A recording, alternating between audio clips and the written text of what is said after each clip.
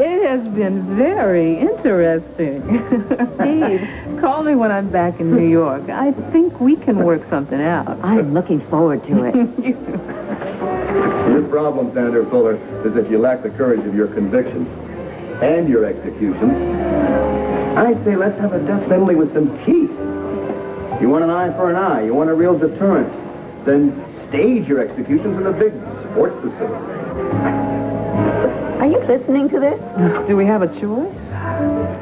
This conversation to be distasteful in the extreme. Who is that man? It's eminently practical. Mel Hayes. Think of the job opportunities for Assistant retired Attorney baseball General pitchers. Greer trying not to laugh. Senator Fuller and his assistant trying not to cry. Traveling even at 80 miles an hour is still fairly lethal.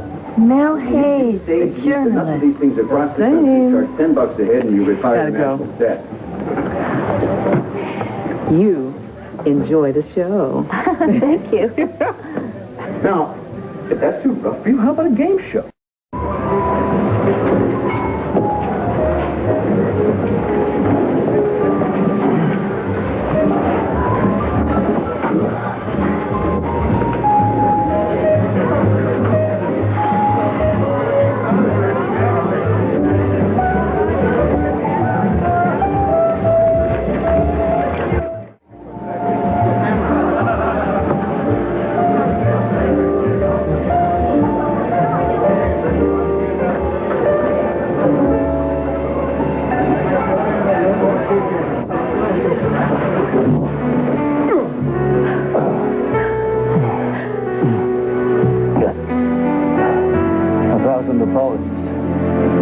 Usually, when I'm in this position with a woman, I introduce myself first. No, it's quite all right. You're not the first man to throw himself at me.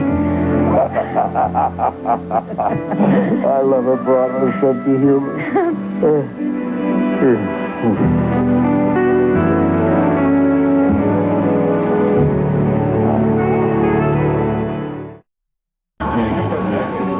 What an interesting perspective. Who would have thought there were so many old wads of gum stuck underneath a chair in a Washington bar? You get down here often? The bishop said to the actress, or vice versa. If you expect me to react to your jokes, you're going to have to give me more breathing room.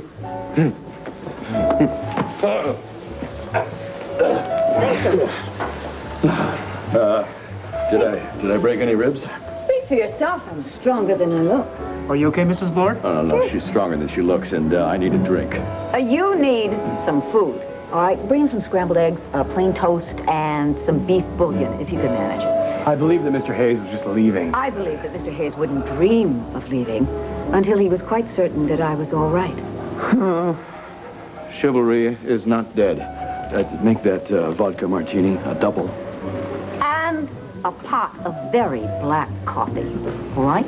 Strong, now. Thank you very much, gentlemen. Well, could use you on Capitol Hill. Yes, they could. Unfortunately, I'm not available. No, too busy sobering up drunks. When they're not pinning me to barroom floors. Oh, mea maxima culpa. My abject apologies. I'm mortified. I doubt it.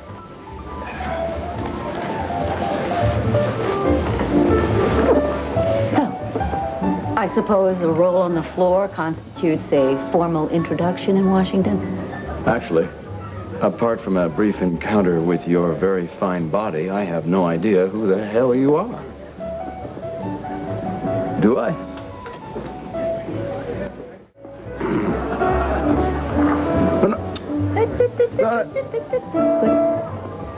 Be your own conscience. I already have a mother. God knows I have a mother. I don't want to be your mother. I just want to drink. I'm recovering from an assault by an award-winning journalist of all people. That's my drink. Drink your coffee in this hot broth. It's very reviving. It says. If you have some of that soup, I'll tell you how much I admire your work. Oh, gee. Better be worth it. Mel Hayes. He first came to my attention in a diner in Toledo. Is this something I'm going to want to remember? went there in person. Just your words.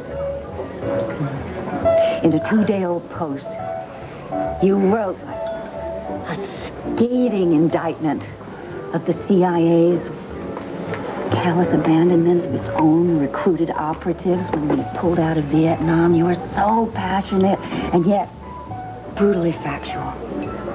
It made me want to give up medicine and go into journalism.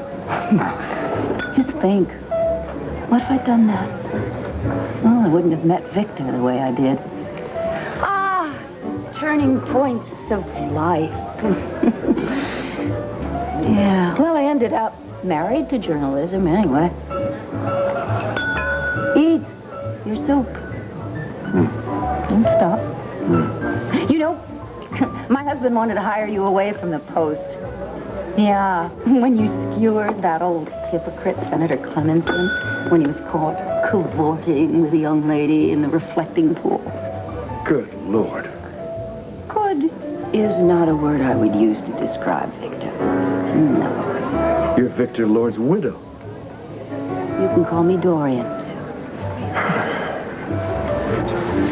So, did you kill him or not? Completely exonerated in Victor's death. Completely.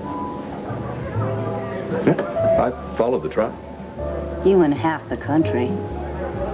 Why is it that people are so fascinated with murder trials? Why do people read whodunits? Well, believe me, the real thing is no fun and games. Endless, hideous details of your life dragged out on a day-to-day basis for everybody to dish about. Unflattering pictures splashed on the front page. And of course, the sickening hyperbole of courtroom journalists. Jackals. Please, tell me you've never covered a murder trial. You were convicted. Believe it or not, no one, and I mean no one, believed me. I actually ended up spending time on death row with real murderers. You can't imagine it. No, you really can't. Well, it just goes to show you how unreliable our criminal justice system is. Yes, indeed. If new evidence hadn't been brought to light, I would still be there. Tell you something like that changes you. Certainly changes your perspective. Kind of like being on the barroom floor. This is interesting, but you didn't answer my question. Did you kill Victor Lord? It's your eggs.